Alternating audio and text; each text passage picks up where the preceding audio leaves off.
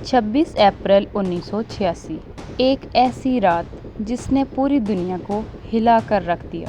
Soviet union के एक छोटे से शहर प्रिप्याट के पास एक न्यूक्लियर पावर प्लांट में एक ऐसी गलती हुई जिसने हजारों लोगों की जिंदगी ले ली और लाखों लोगों को रेडियोएक्टिव रेडिएशन से इफेक्ट किया। ये था दुनिया का सबसे खतरनाक न्यूक्लियर एक्सीडेंट, चेरनोबिल डिजास्टर। आज मैं आपको इस कहानी का पूरा सच बताऊंगी कि क्या हुआ, कैसे हुआ और इसके कॉन्सिक्वेंसेस इतने बड़े क्यों बने। सबसे पहले समझना ज़रूरी है चेरनोबिल प्लांट के बारे में। ये प्लांट सोवियत यूनियन का सबसे बड़ा न्यूक्लियर पावर स्टेशन था। इसके अंदर 4 न्यूक्लियर रिएक्टर्स थे और उस टाइम पर सोवियत टेक्नोलॉजी RMB के रिएक्टर पर बेस्ड थी, जो चीप तो थी ही लेकिन सेफ्टी के मामले में डेंजरस भी थी। रिएक्टर नंबर 4 पर एक सेफ्टी टेस्ट कंडक्ट करवाना था 25 अप्रैल की रात।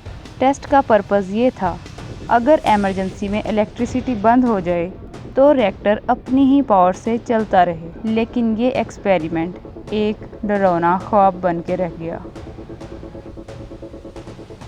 टेस्ट को स्टार्ट करने के लिए इंजीनियर्स ने सेफ्टी सिस्टम्स को बंद करना शुरू किया। ऑटोमेटिक शटडाउन सिस्टम और कूलिंग सिस्टम तक बंद कर दिया गया। ये एक बहुत बड़ी मिस्टेक थी।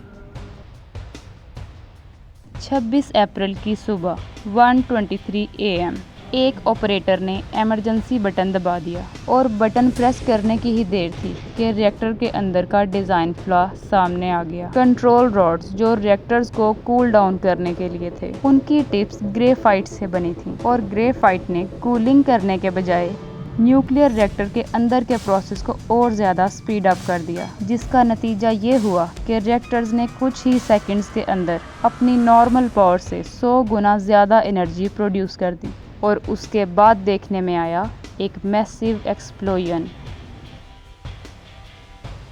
ऐसा एक्सप्लोजन जिसने 1000 टन का रिएक्टर कवर ही उड़ा दिया और रेडियोएक्टिव मटेरियल्स हवा में छोड़ दिए। ये था चेरनोबिल एक्सप्लोजन। एक्सप्लोजन के फौरन बाद फायर फाइटर्स उस जगह पर पहुंचे, लेकिन किसी को भी ये समझ नहीं आ रहा था कि ये न्यूक्लियर रेडिएशंस हैं। फायर फाइटर्स बिना प्रोटेक्टिव गियर्स के आग बुझाते रहे।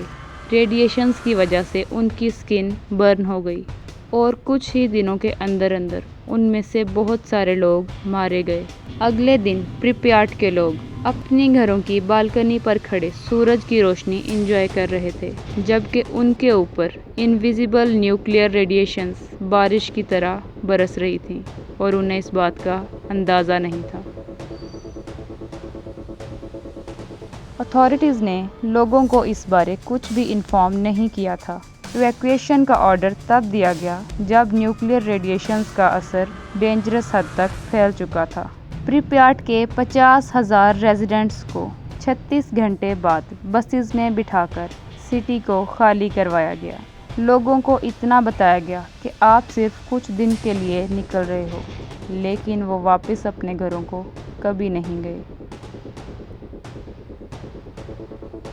सोवियत यूनियन ने इस एक्सीडेंट को कवर अप करने की कोशिश की। ऑफिशियल अनाउंसमेंट सिर्फ तब आई जब स्वीडन और यूरोप के दूसरे कंट्रीज़ में हाई रेडिएशंस देखी गईं और दुनिया भर में पैनिक स्प्रेड हो गया।